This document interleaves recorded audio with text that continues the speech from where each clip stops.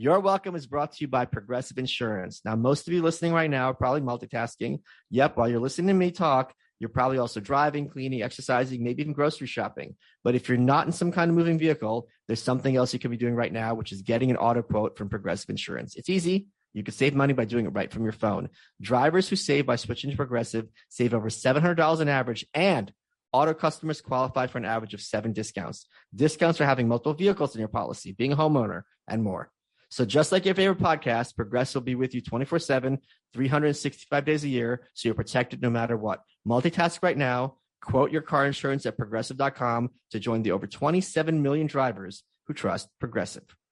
Progressive Casualty Insurance Company affiliates, national annual average insurance savings by new customers surveyed who saved with Progressive between June 2020 and May 2021. Potential savings will vary. Discounts not available in all states and situations. Folks, bodyguards, cases, and screens protect your phone so you don't have to worry. Your entire life's on your phone. Use it to plan your summer vacation, listen to podcasts, connect the world. That's why it's so important to keep them safe. You need a case and screen protector protection. Bodyguards is proving that cases don't have to be big and bulky to be protective. They're designed by the Bodyguards team in the U.S. They're built for both protection and style. They're engineered to protect your phone from 8, 10, 12-foot drops, slim, pocket-friendly, tons of colors and styles to choose from. Remember, when a screen protector breaks, it's saving your phone. Bodyguards knows this, so they offer free replacements. You only pay shipping. When you buy from Bodyguards, a portion of your purchase supports a charity foundation called Relief Haven, which gives back to the local community as well as abroad to help children in Africa escape child labor. That's wonderful. Go to bodyguards.com/welcome to protect your phone today. That's bodyguards with a Z at the end, .com/welcome to start protecting your valuable phone today. And there's nothing going on tonight. We could be in the city light. Or maybe just get drunk and stay inside.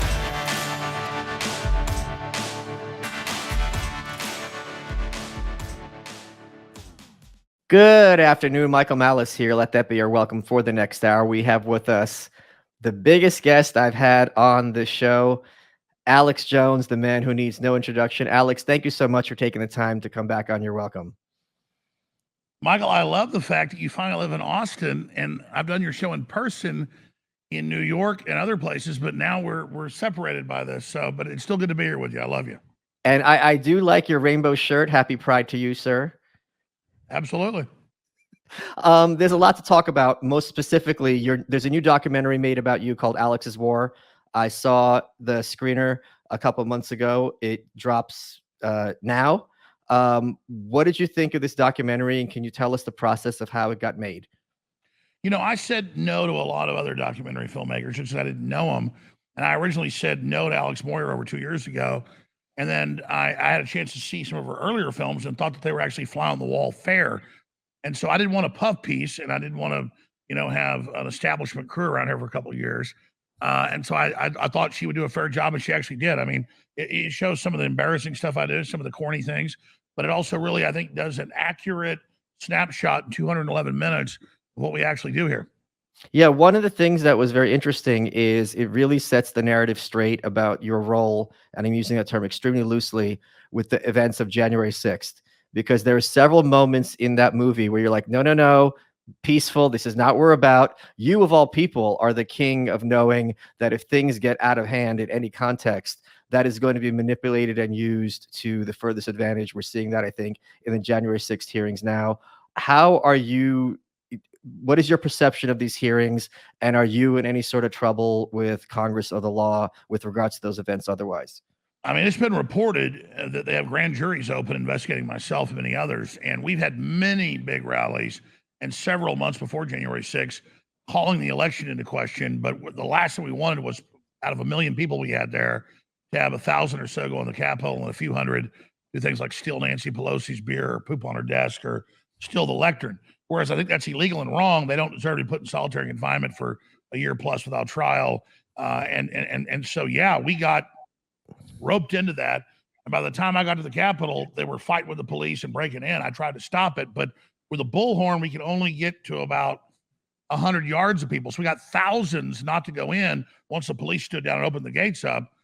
So I feel good we did that. But I just, all the other Trump rallies have been so peaceful that I was kind of just walking into a trap that I didn't imagine it could have gotten out of hand. And now we know there were a lot of provocateurs and people there manipulating a minority of the crowd to actually break in the Capitol. So it's a very historic event because they're trying to brand it as the new Pearl Harbor, bigger than 9/11. Those are Chuck Schumer quotes, which is preposterous. 4 citizens died, which is tragic. A police officer died a few days later from a heart attack, probably related to it. Very tragic. So the 5 people that died, whether it's Ashley Babbitt or the police officer, it was terrible. And I got up on top of a stack of chairs that were ready for the inauguration a few weeks and said, "Don't go in. It'll change the narrative. We're peaceful. We're not Antifa. We don't want a new Kent State here." And then a Kent State event did happen.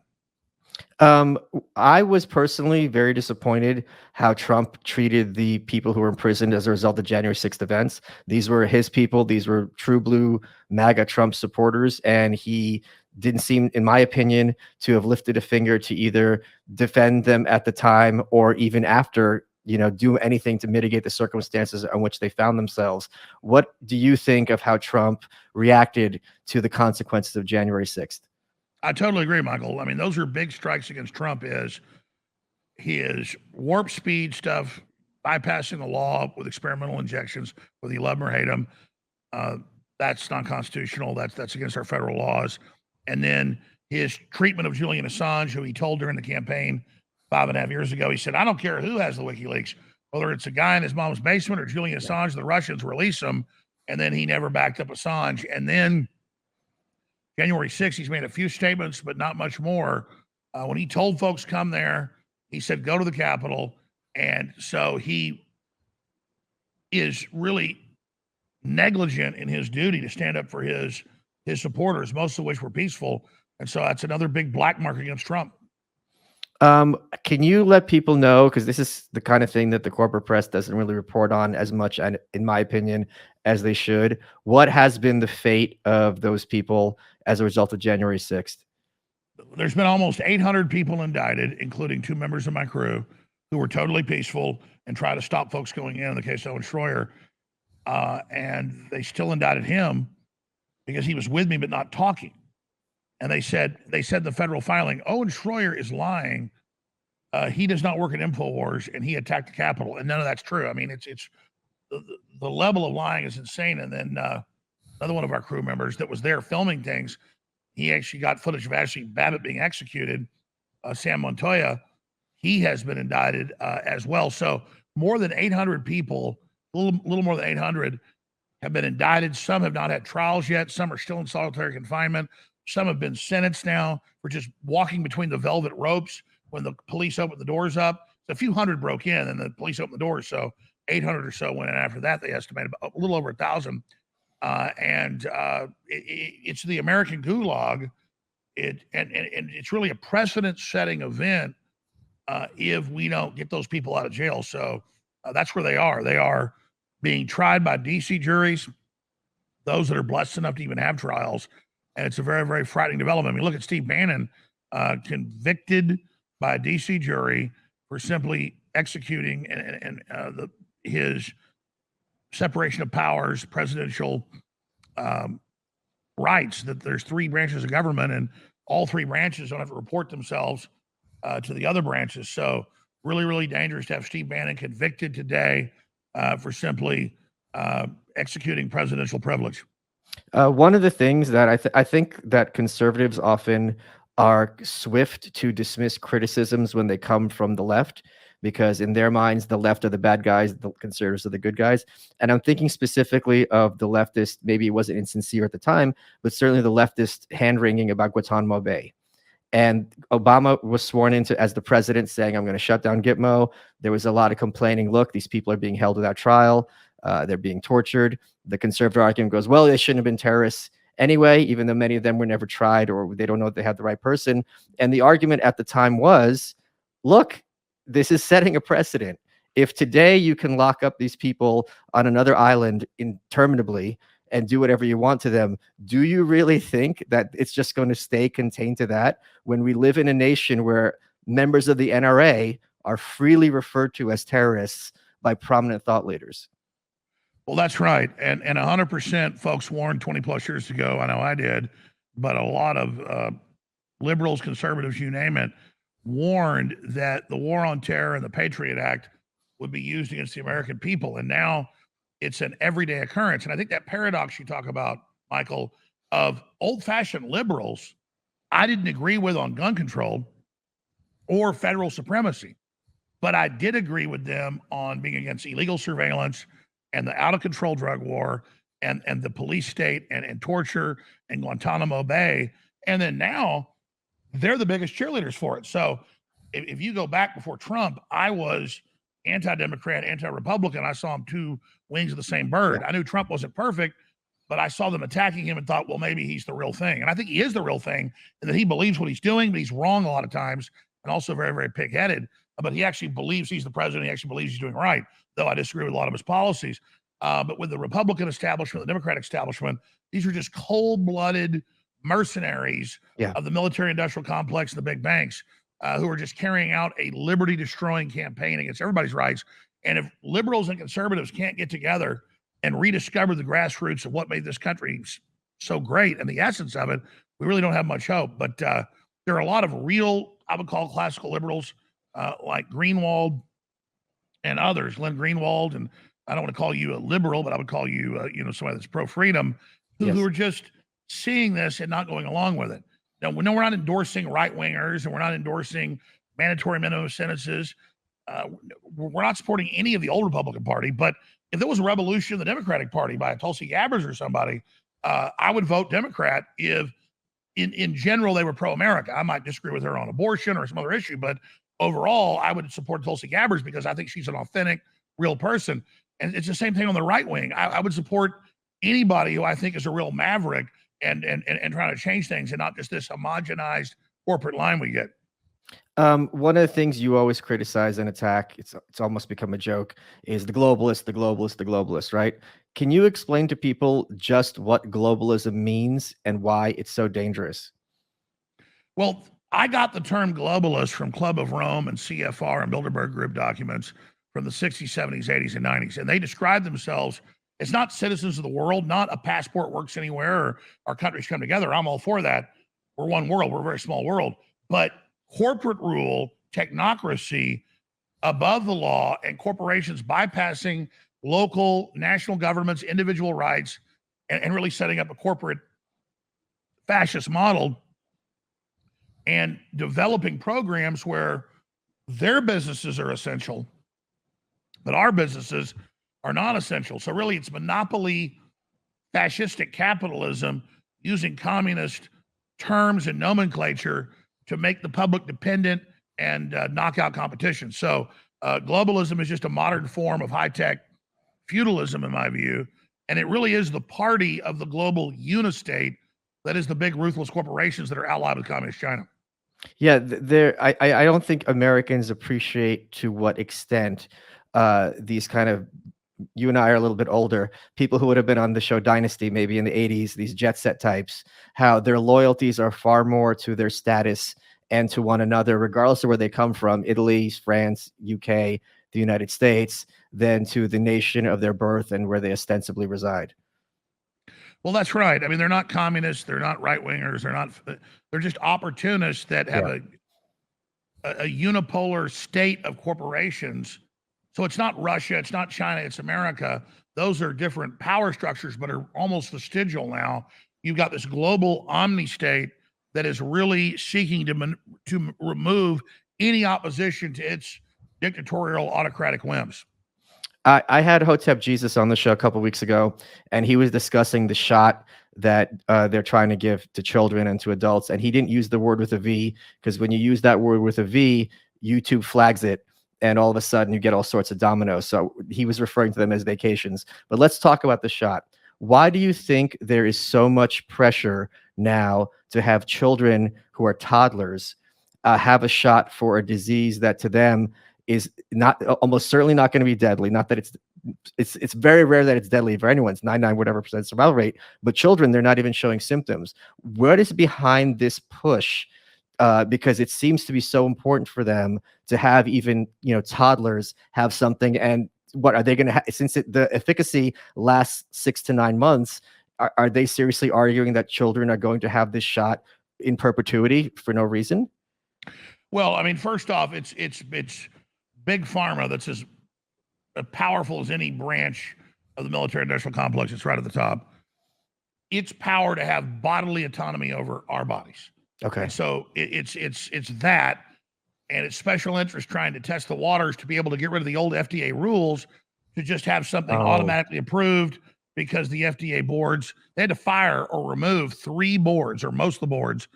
They had to reshuffle boards 3 times to finally get a board that would do boosters or above 75 or below 16. So the U.S. is the only country legalizing and trying to mandate 6 months old and up. And so there's federal law under the damage legislation passed by Reagan, a terrible thing he did in 1986, that if you get children mandated for this as a recommended injection, it gives total liability protection to Big Pharma. And so that's one of the big reasons: bodily autonomy, getting the immunity. And then it's not me, it's even MSNBC, NBC, ABC has had medical guests on saying, well, actually you got to take 4 or 5 shots a year, and it can't actually erase your immune system once you've taken all of these shots. That's in the mainline literature. So they're kind of, in my opinion, turning us into bubble children that don't have immune systems, that need constant mRNA injections just to be able to survive. So really, it is an abolition of the immune system, in my view, and bringing in this artificial genetic engineering, gene editing system under the guise of obviously goes back over 500 years with smallpox, and they would put a toothpick into a cow's pustule, and they learned if you gave it to a healthy person, were much more survivable than if they caught it naturally when they were already run down. So they would give people a little bit of the pus in their arm during the summer, because that's why they thought sunlight killed the vapors. And then they were kind of right. No sunlight, no vitamin D3. So they knew, like, the winter, they thought cold killed you, and they thought there were secret vapors in the deep of winter that killed you. No, it was that you weren't getting sun, you weren't getting green leafy vegetables, you weren't getting vitamin D3, so people would die in the winter. So they said, well, if the cows have this, we'll give you a little bit of the bad, and then you'll learn how to beat it. It's true. If you gave somebody smallpox or cowpox, which humans could get during the summer, then they were 99.9% survivable. Whereas if they got it during the winter, 30% of the time they died. So that's a real technology. It had side effects, but it's a totally real thing. Then there's the liability, there's the contaminants, all of it. But this whole new world they've launched of gene therapy is not a classic at all. I mean, they have coming out that cure drug addiction or cure depression, that actually change the physiology of the brain. Hey guys, we have a new client with amazing extreme altitude wines from the Bonner Private Wine Partnership. I just had a bottle of their 9,000 feet Malbec at an event the other day. Everyone seemed to like it. It's grilling season. The flavors go great with any meat you're going to have. They're unlike any wine you've ever tasted. It's got blackberry, leather, smoke, and a little dark cherry notes. These wines are almost impossible to get on your own. The producers deep in the Andes Mountains make limited quantity. The best part, they've cut out the middleman. No large markup. Today, I have an amazing introductory order. If you visit bonnerprivatewines.com/Michael, you'll not only get wine for 50% off plus free shipping, you'll also get a bonus bottle of small batch, limited production wine from their exclusive wine cellar. 4 bottles of wine for the price of 3. It's a deal that's hard to turn down. Just visit bonnerprivatewines.com/Michael to claim your bonus bottle and become a part of America's most unique wine club. As a new gun owner, I am delighted to be using ammoseek.com and having them be a sponsor for the show. Ammoseek.com is a comparison shopping search engine for in-stock ammunition, guns, mags, reloading supplies. The results take you to the product page of the seller's website, where you can easily make your purchase. Search results are updated in near real time, 24/7. You can filter them according to what you care about: cost per round, caliber, grain weight, manufacturer, all that stuff. You can even save searches, set price alerts to be notified when your favorite product shows up at the price you want. And ammoseek.com is totally free to use, and I've used it now that I've chosen to exercise my 2A rights as a Texan. Strongly recommended. ammoseek.com. Let's get back to the show. Jon Stewart made things very awkward when he was on Stephen Colbert not that long ago, because he was discussing the origins of the virus. And he's like, look, what are the odds that this virus is going to be right next to a virology lab? It's like if you have all this chocolate in a river by the Hershey plant, it's not crazy to think that maybe the Hershey plant had something to do with it. What evidence do we have, as far as you know, that there is some sort of man-made origin to this virus? Well, if you go back 30 plus months ago in January and February of 2020, we had the major Indian university, the only university that has a CRISPR editing system. And there's only like 20 of them or so in the whole world. Last time I checked it, maybe more now, but it's a multi-billion-dollar system.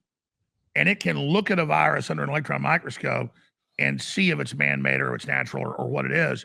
And they said, this is man-made. It's 5 viruses. It's chimeric, put together. They can see the P shuttle genes, where the viruses were injected, kind of like Frankenstein. Yep.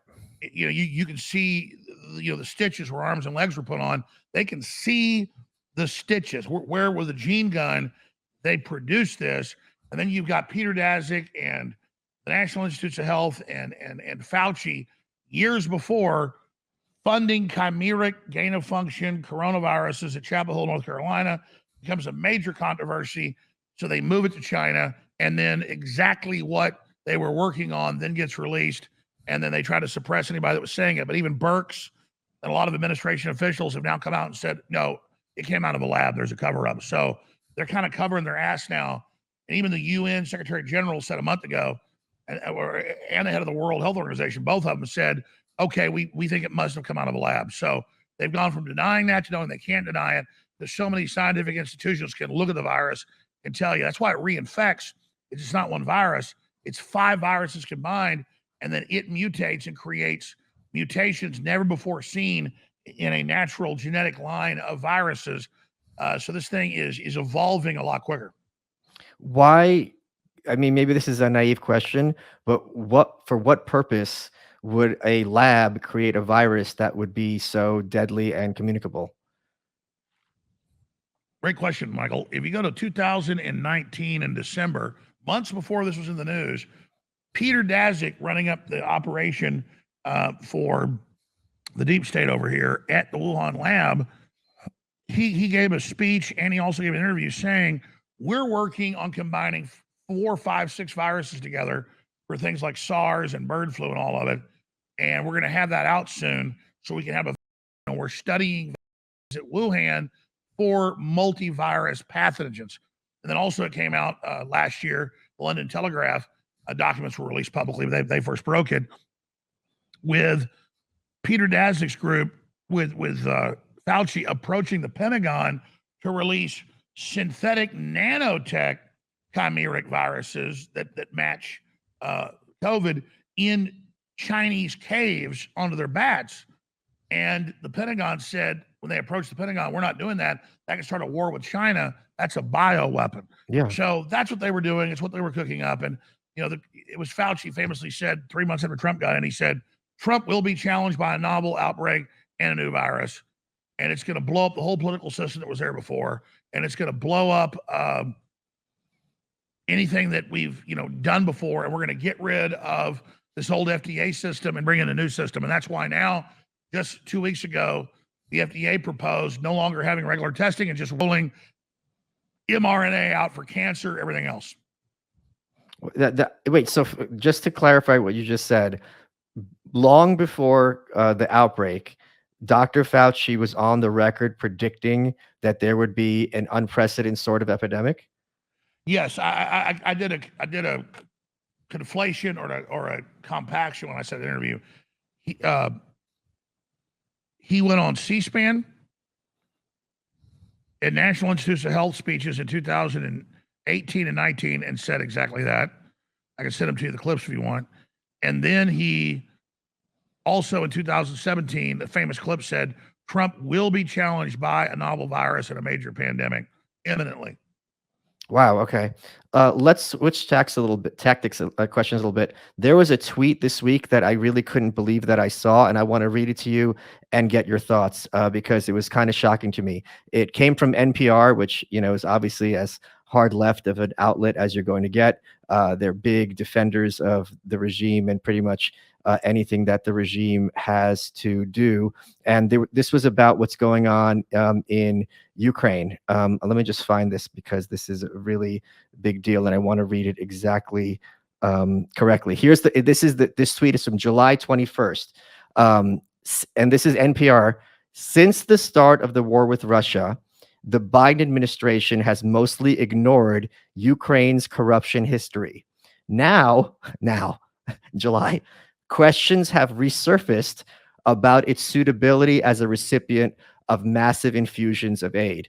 If you said this 3 months ago, it's tinfoil hat, Alex Jones conspiracy theory, crazy place, right? Well, you're a Russian agent. Right, you're a Russian agent. That's Putin's propaganda. You're just might as well be getting funneling money from the Kremlin. Now this is NPR. Can you unpack this tweet and how what's going on here? Because it is baffling to me. There's just so many moving pieces. Well, I saw that, Michael, and I know you know the answer, but you're just letting me as I don't answer it. because it's shocking that they're so brazenly doing such a 180. I'm not acknowledging that they're doing that. So is it about Putin? Is it about Biden? I don't know the answer. Well, here's what we know, and it's they know that the Biden scandal's coming out. They try to suppress it during the campaign. The laptop, right. The hookers, and the crack is terrible. Especially kids, women look like they're 12 years old. That's all horrible. And the media covering it up and not letting anybody cover it, a few years ago during the campaign is terrible. Even if we were wrong to cover Hunter Biden, we would have a right to do it. But it was all real.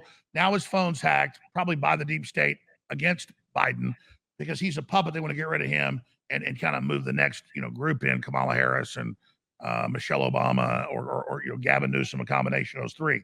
So what's happening is they cannot hide the hundreds of billions laundered during the Obama administration, and then during Trump, because Trump wasn't in control of it. We have the Biden tapes down where he's threatening the then president of Ukraine when Biden was leaving office that, your personal safety and everything is, you better cover up these IMF loans.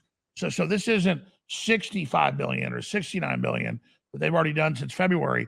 This is not another 100 billion. The numbers are approaching 200 billion total if you add it all up as a money laundering operation to send the money over there and then direct it back into these companies that Mitt Romney's son and Nancy Pelosi's son, but not just Biden, but I mean, there's like hundreds of Democrats and Republicans who are making money off this. So they know they can't hide it. They know they can't cover it up anymore. And they know that Zelensky, despite all these heavy weapons, the Russians are willing to lose 15 generals. They're willing to lose. The numbers are probably 100,000 Russians. They see this as World War II. The Russians lost 20-something million people. So they're like, screw it. So they know the Russians are going to win, even though they're up against more high-tech weapons because they have the will. And so they're kind of getting ready to give Putin Eastern Ukraine, give Poland part of Western Ukraine. They're getting ready to split it up and getting ready to scapegoat Joe Biden, who deserves it, but he's still a minion, and Zelensky. And so that's why they're doing this, is because if they could have beat Russia and had Russia back off, then they would have had it as a proxy state, done all that. But instead, they're getting ready to basically blame their patsies because Vladimir Putin so far has won the war. Now, it may be a Pyrrhic victory.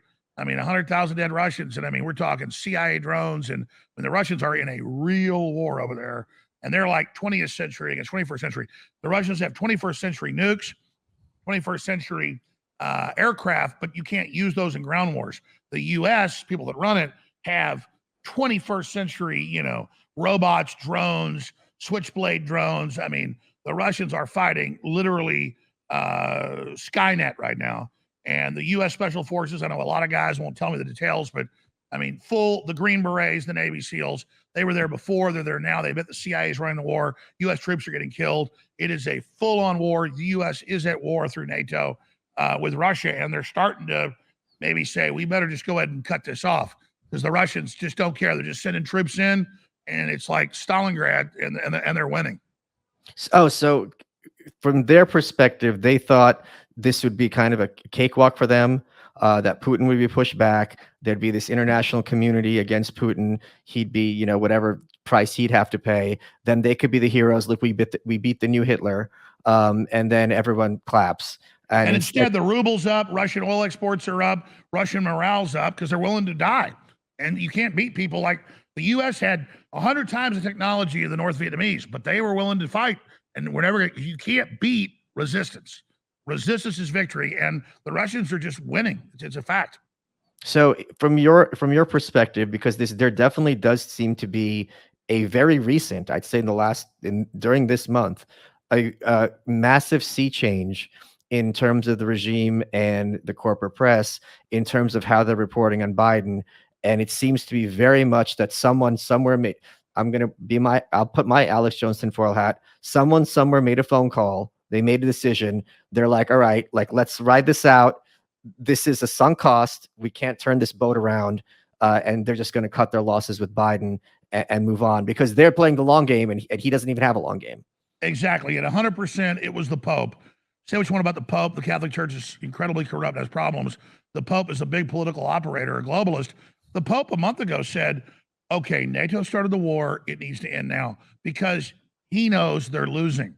It's not a thing of like, oh, we need to make a peace deal because we're wimps. It's they're losing, because the Russians are like, I don't see it as a sign of weakness that you got 15 dead Russian generals. I don't see it as a sign of, that's a sign of commitment.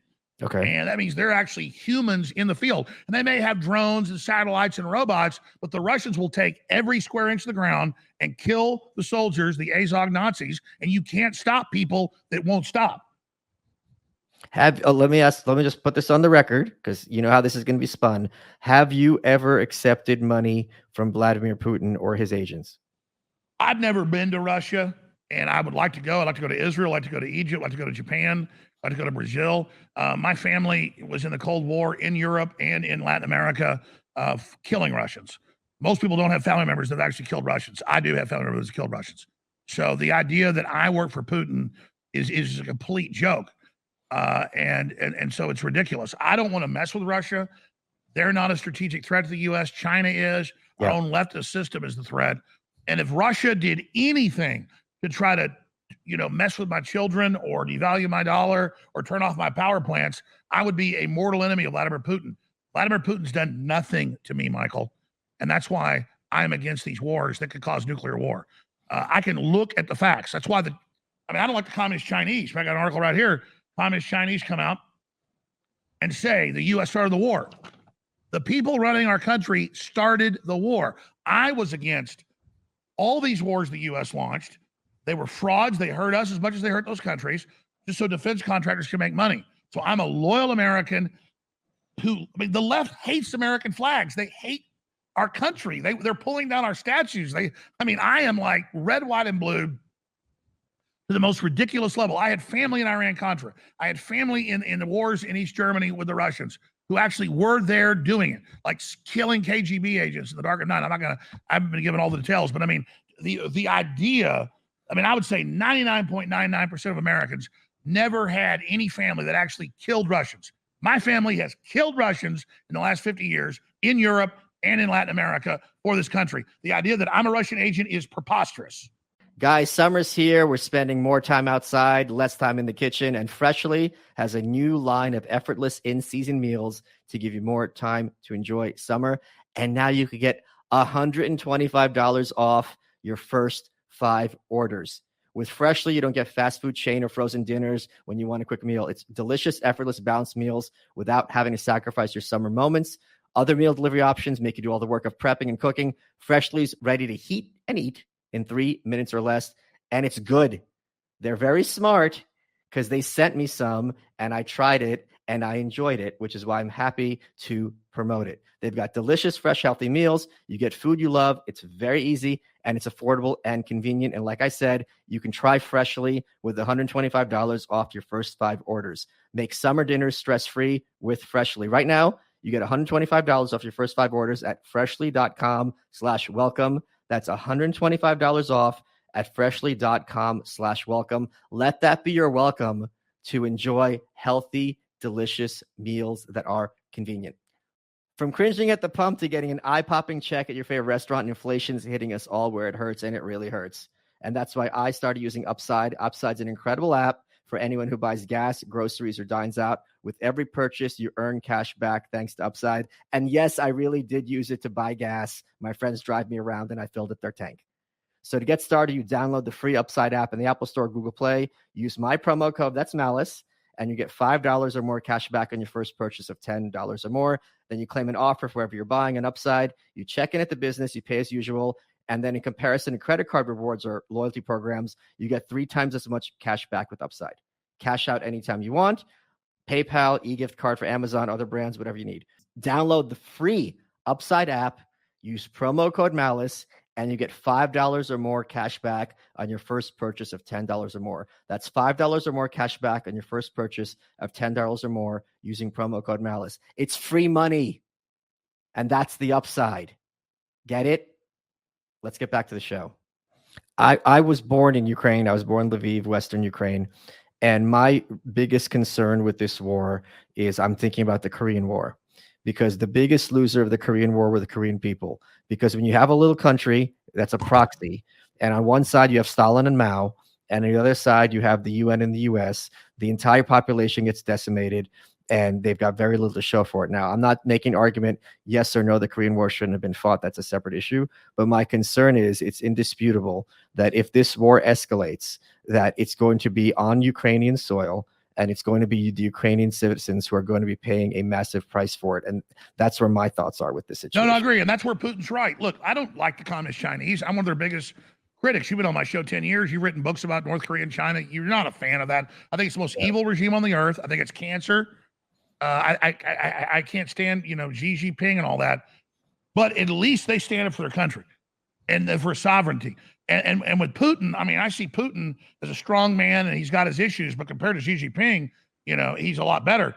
And so my only point is I just go with the facts and who starts wars and who's doing this. And who I'm funded by is listeners going to InfoWarsStore.com. Our average order is like $35. I am funded by the people. I am grassroots. And I have to say this, though, for the first time. We've never had big donors. Our biggest donation previously was like $75,000. I got $9 million in Bitcoin donations 3 months ago from a wallet that bought it in 2016, never sold it, never bought it, just sat there. And I got $9 million of it, which by the time we cashed out, about $7.5 million, which I needed for legal and backup and all my stuff. And it was crazy. Once we did the accounting, because we were in big trouble, bankrupt, that actually was the exact amount. So I don't know. Was it the CIA gave me the money? I don't know. But they knew when I had outside accounting firms, big Texas firm come in, and I had another firm come check it. And they go, this is really weird. They go, it's the exact amount you needed to pay all the bills, do all the back stuff, and buy product, $2 million of product in the future. They were like, this is insane. The number to like dollars, Malice, like someone was watching, or they had a little lucky thing. Either someone is so advanced, maybe it's aliens, that they knew exactly what I needed before I knew it and gave it to me. I don't know who that is. You know what? I hear the headline, Alex Jones, aliens paid my legal bills. Yeah. And guys, that's hyperbole. I'm not serious. But what do you think, Malice? I don't know. I mean, there's a lot of fellow anarchists who are early on the Bitcoin train, and they might see what's happening to you and been like, all right, this money's just been sitting there. It might be put to good use. But let me ask you, I know it's kind of tricky when dealing with the legal situation because you don't want to say things that are going to be used against you later in court. I can speak to anything. Okay, because I saw some headlines recently that there was a here in Texas that I didn't read the articles. I want to ask you about it. They found against you. They said you didn't even bother showing up in court. What is the actual situation there? All right, this is not Alex Jones being a victim, because I'm not a victim. I'm a winner and I'm an overcomer. But if they can set this precedent with me, like they did 4 years ago with deplatforming, they can do it to everybody. So I, less than 0.1% covered Sandy Hook 10 years ago. Like it was a blip on the radar screen. 4chan didn't believe it happened. There were some anomalies. We looked at those anomalies, and when Hillary made it a campaign issue 5.5 years ago and ran $28 million ads on record about Alex Jones runs Trump, Alex Jones is Trump's brain, and he says Sandy Hook didn't happen, they just picked the weakest thing I ever did and blew that up.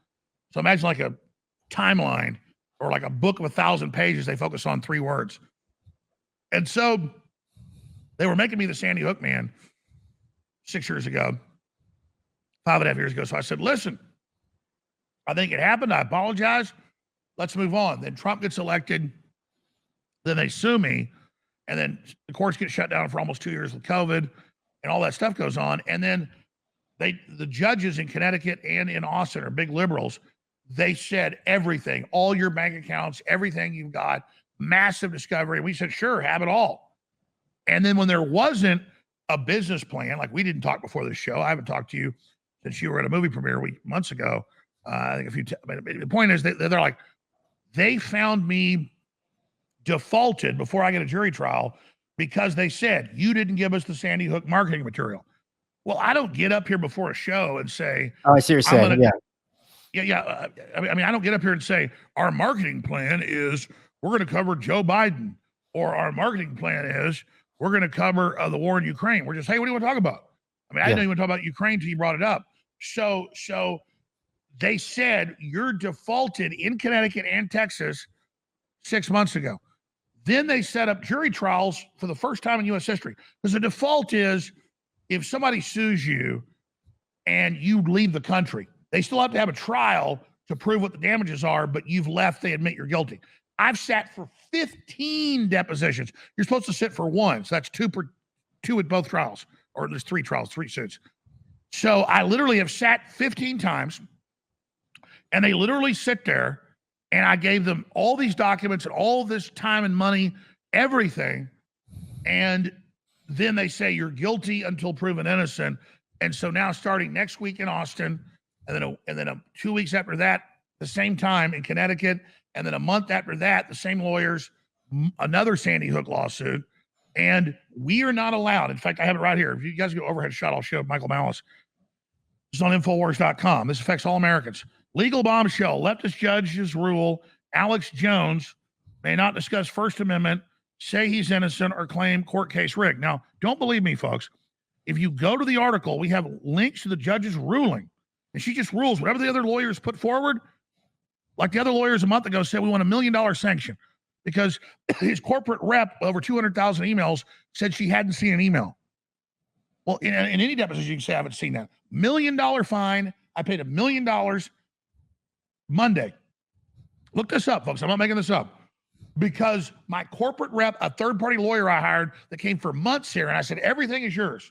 She goes to the meeting. They have 200,000 emails. They have all this stuff. They go, what about this email? She goes, I've never seen that. They go, oh, you've never seen that? You're lying. $1 million fine.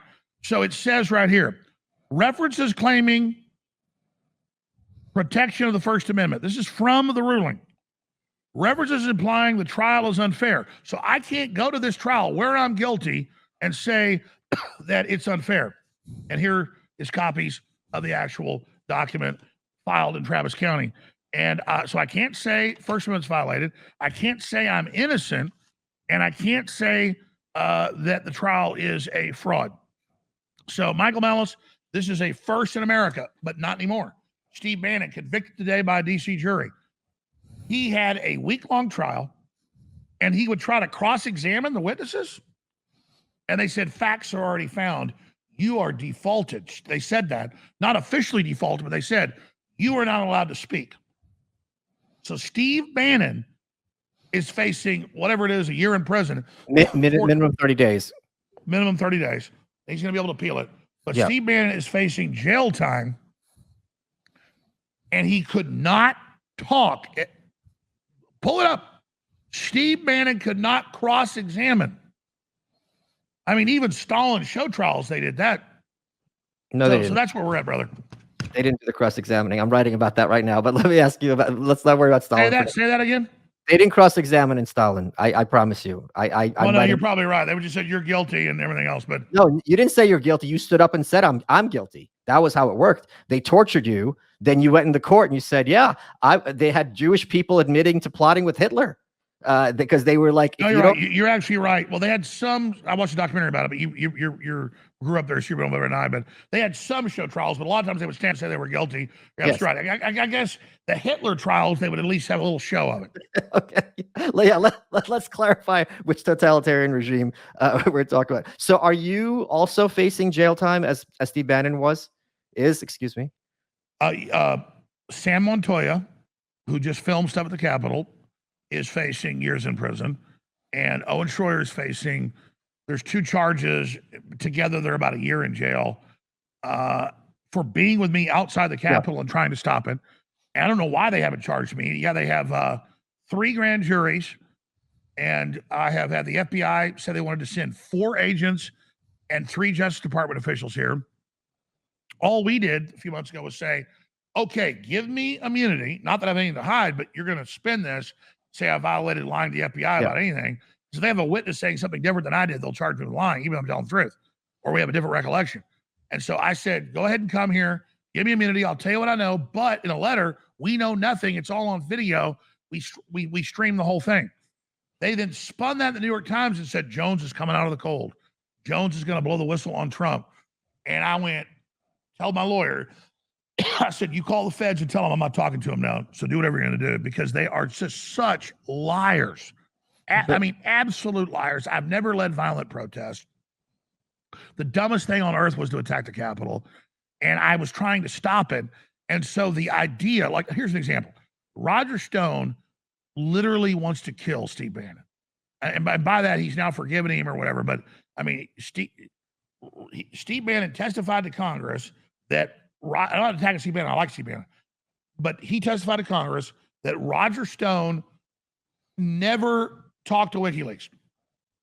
Then he told the trial, I don't know why he did this, that Roger Stone said he did, which I was there at the time. He worked here. He did. We were mad at Assange, called him Hillary's butt plug because he wouldn't come on our show.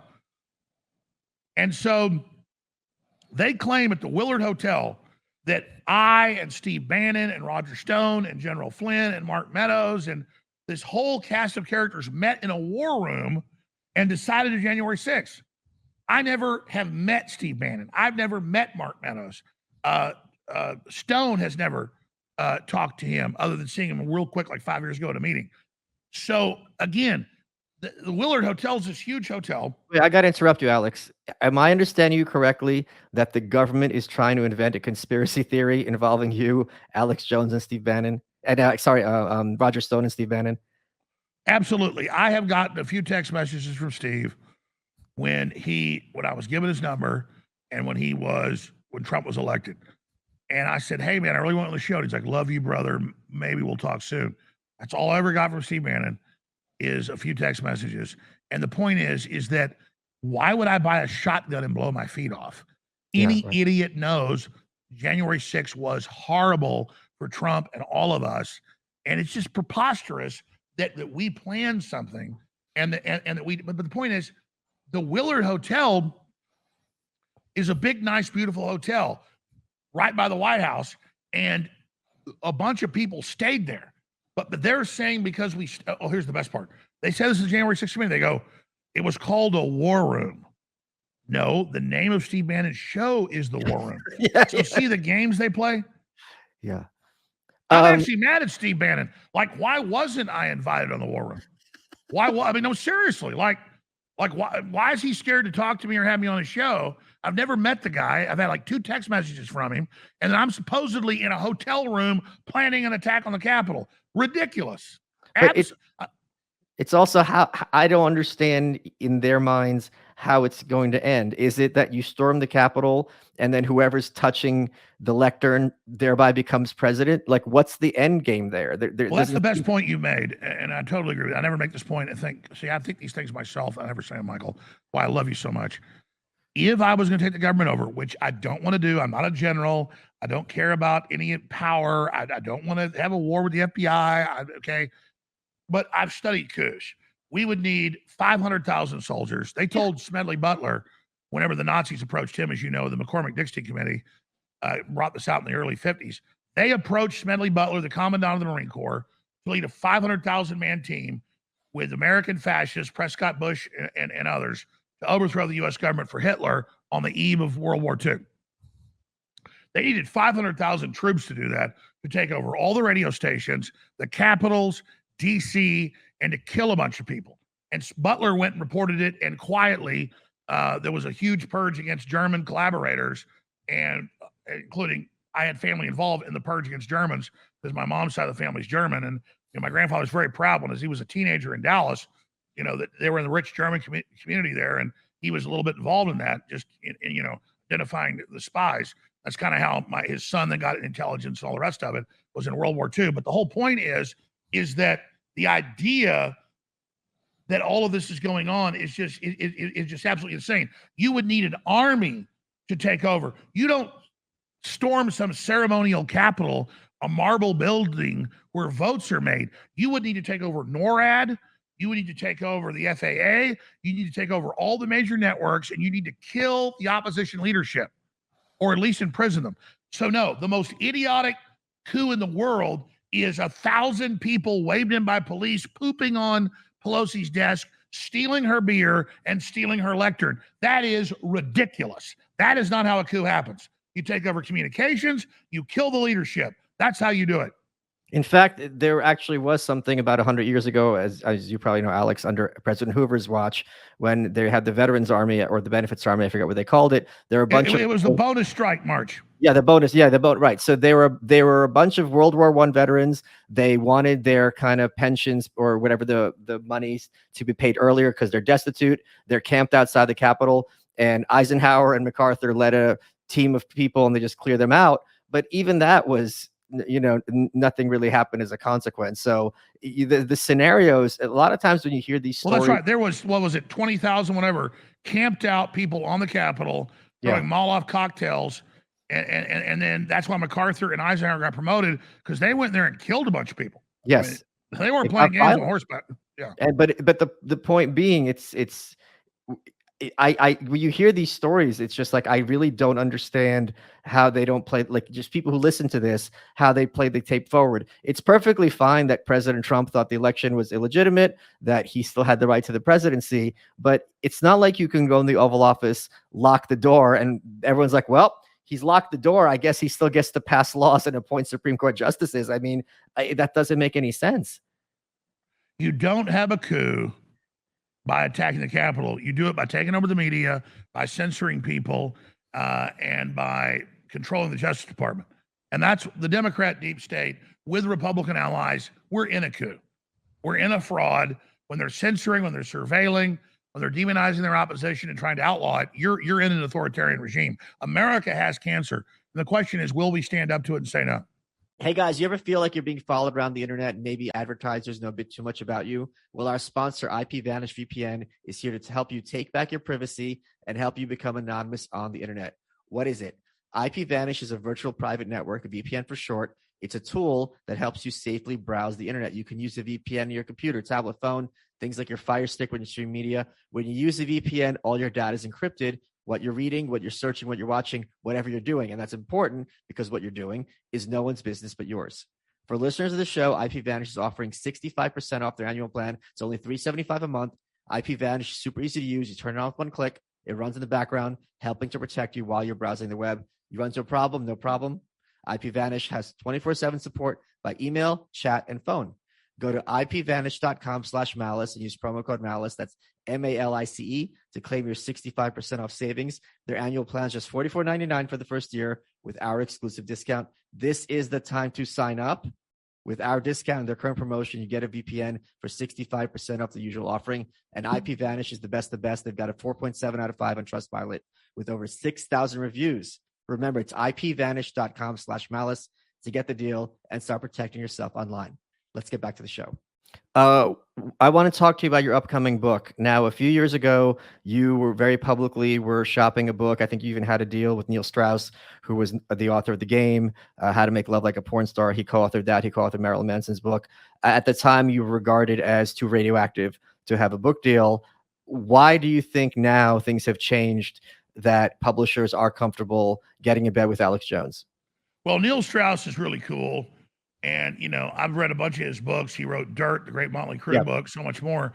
He approached me like 4 years ago, came to Austin a few times. We hung out. And I told Neil, I said, Neil, I don't care what you think. I don't care who you think you've got. They're not going to let you put this out. He goes, just trust me. So he had, all these big heavy hitters involved. He had the top firm and, the top talent agency. And they fired one of the most, I'm not going to mention his name, one of the most famous, publisher managers, because he greenlit the deal. And I felt sorry for the guy. I remember telling him on the phone, and he talked to, we got on the phone with Judith Regan as well, and all those people. And the guy's like, oh, it'll be fine. You know, we can publish a book about Charlie Manson. I said, you can't publish a book about me, brother. And so CNN got a copy of the, it's not a prospectus. What's it called for a book? Book proposal. And they literally got the guy fired. And Neil Strauss called me. He said, I can't believe you said this is true. It happened. I can't believe this is America. And I said, yeah, man, I'll see you in 5-10 years. This is not, believe me, you don't know what this is war. And so then you've got Skyhorse, it's an imprint of a big outfit. They approached me, and I worked with folks and wrote this book. And it's on pre-sale today, actually, at InfoWarsStore.com. It's going to come out in the middle of August. And it's the Great Reset and the War for the World. And it's really basically nothing but quotes and documents. Everything I say, we back up with their own statements. And it's a really good book, and I'm proud of it. But show the back cover. Well, this is an advanced copy. Look at you. You clean up nice, Alex. Look at that before and after. No. This is just an advanced copy. This is actually a dummy copy they sent me. Okay. It's like some other book inside. I was like, where's all the documents? Oh, I forgot it's a dummy copy. It's being printed right now, right here in America. So next week I will have copies of it that I can flash around on air, but this is a dummy book. This is a false flag. But what do you think has changed that they're comfortable now putting out a book with you? I mean, listen, I wish I was wrong about a lot of this stuff.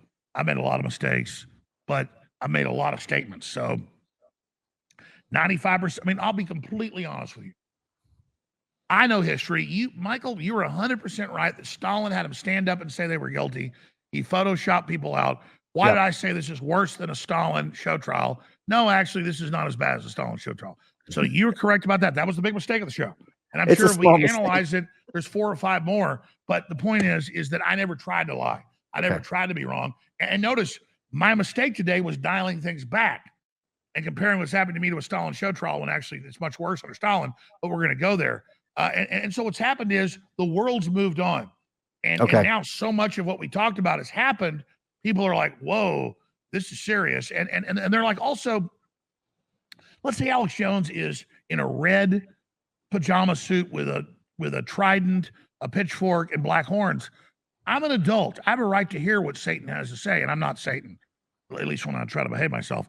But the whole point is that I am Satan in the bedroom. But the point is that when we get to this point, people are like, I have a right to hear what he says. You torture people in the bedroom? Is that for eternity? No, it's a joke. I'm running that.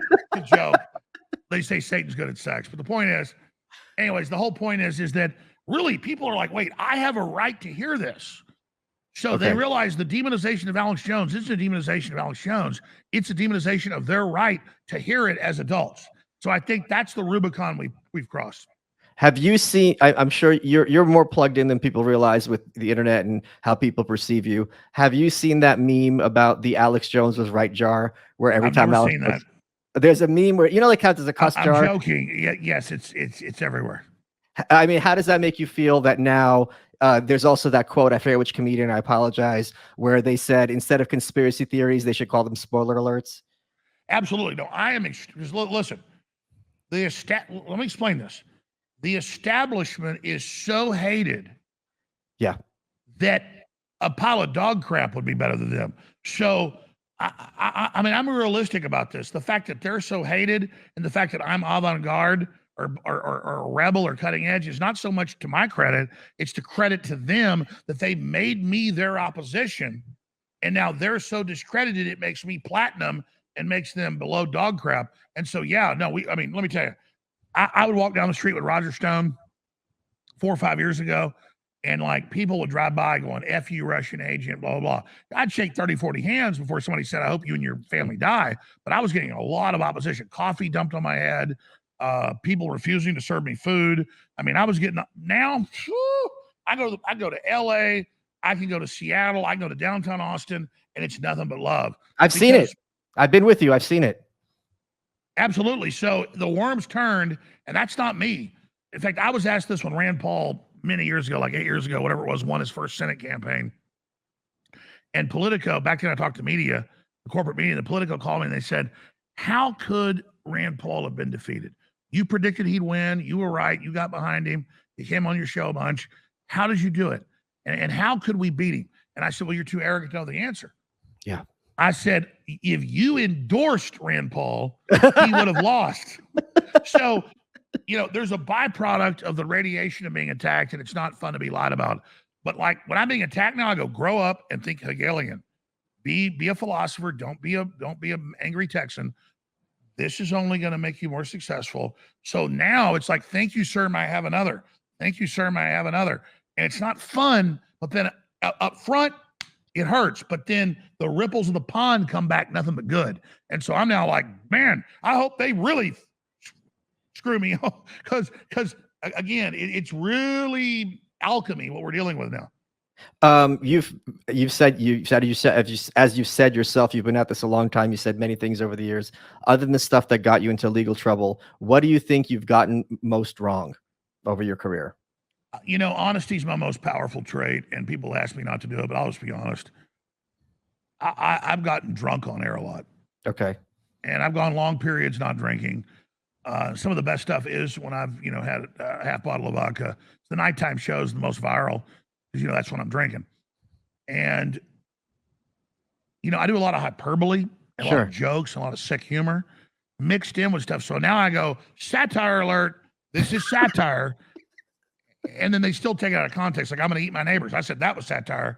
And Jonathan Swift's modest proposal, but they still cut it out, which I knew they'd do. So it's kind of a sick thing where I know they're going to do it.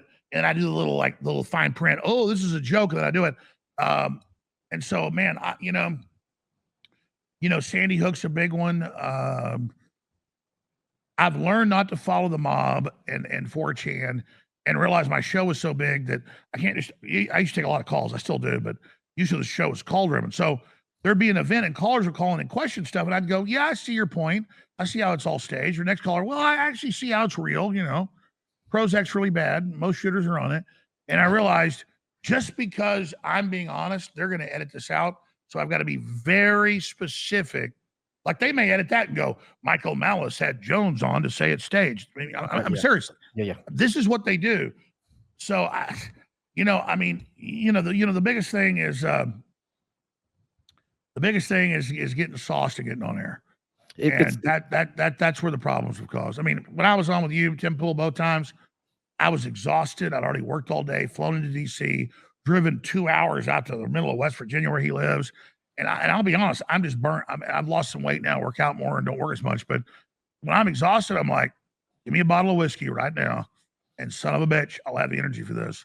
And so And there, just to your point, there's at least two examples I could think off the top of my head where they edit things, not with you, with President Trump, that were very specific, where if you look at it first glance and then he said, I love Hispanics, but there's a lot of bad people coming across the border. No, but he didn't say I hate Mexicans. Let me give you two examples that I'm thinking of. One is when he fed all the fish in Japan, like he tossed in all the food, but they cut out the Prime Minister of Japan doing the exact same thing a second later. So it looks like he's this. Yeah, they said he's an idiot. For those who don't remember, tell the story. I'll shut up. Go ahead. No, it's just, that's the whole story. They have a footage of him dumping all the fish food in the river. What a moron. He's supposed to kind of dole it out. The next second, which they crop, it's the Prime Minister. And the thing is, you can't make that as a mistake. You're going to see the whole footage. You're going to decide to make that edit. The other one, which was him standing in front of Queen Elizabeth, which is a big kind of diplomatic no-no, and he's 6'3" and she's like 4'11", and she's trying to make her way around him. What they cut out was the 5 seconds before that, where Queen Elizabeth gestures, please go ahead of me, and he follows her lead. But if you look at it, just the clip that they ran, it looks like this a-hole is just turning his back on the Queen. Exactly. She respected him, realizing we're the dog, they're the tail. She's like,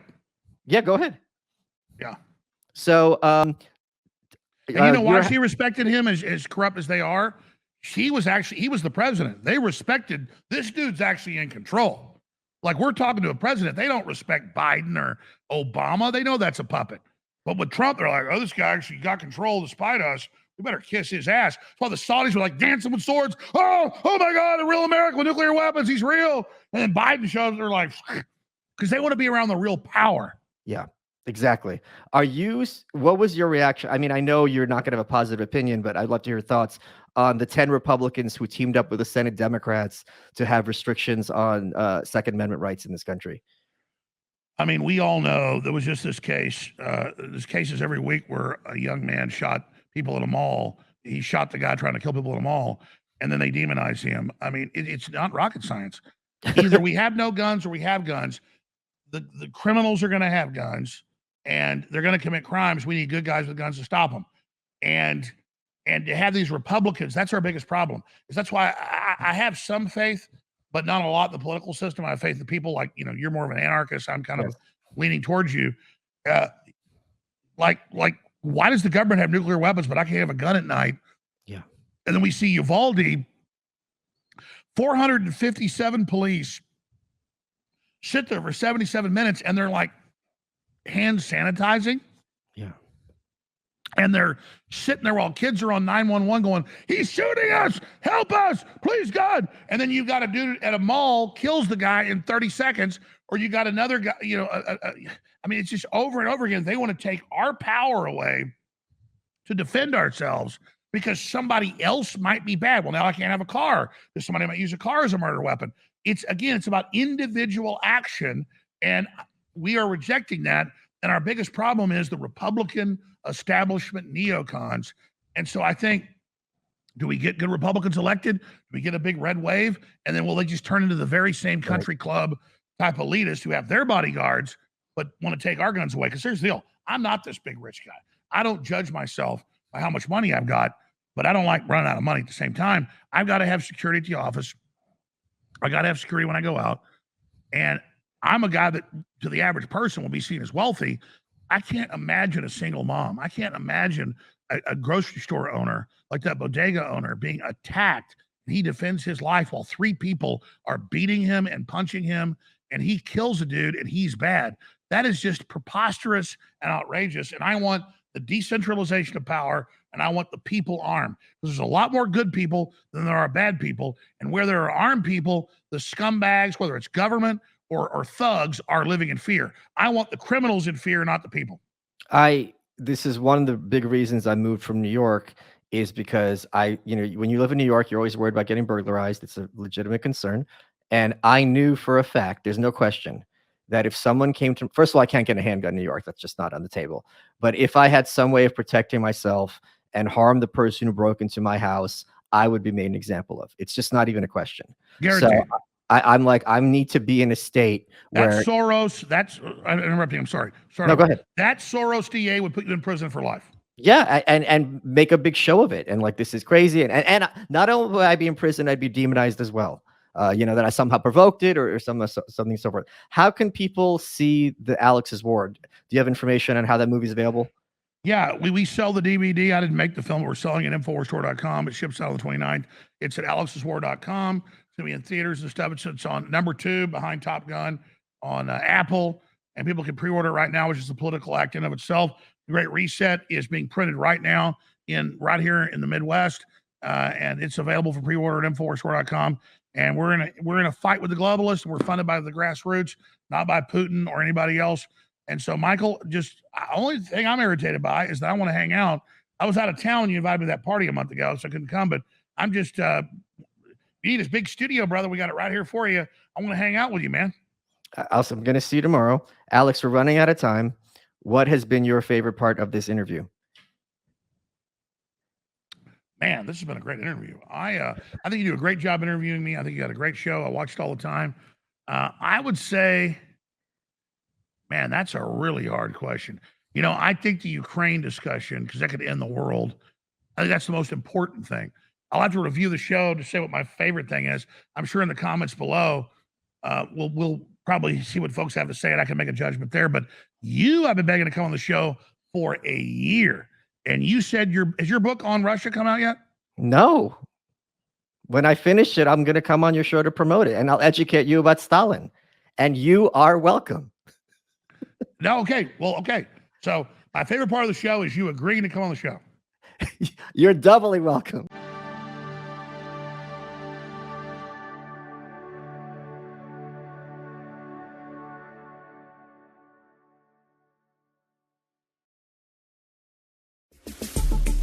Welcome to The Inevitable. This is Motor Trend's new podcast about the future of the automobile. I am Johnny Lieberman, the senior features editor at Motor Trend, and I am joined every week by my co-host, Mr. Ed Lowe. That's me. I'm the head of editorial for Motor Trend, and boy, do we have an amazing list of guests that we're going to be chatting with. We've got the godfather of the environmental movement, Ed Begley Jr., Derek Jenkins, a whole bunch of actors, celebrities, car crazy folks, people from in and outside the industry. Can't wait for you to join us. We're talking about the future of the car. This means everything from electrified vehicles to cars that drive themselves. Come check us out. We're on podcast1.com or anywhere else you find your favorite podcasts. We're also on motortrend.com and youtube.com/motortrend.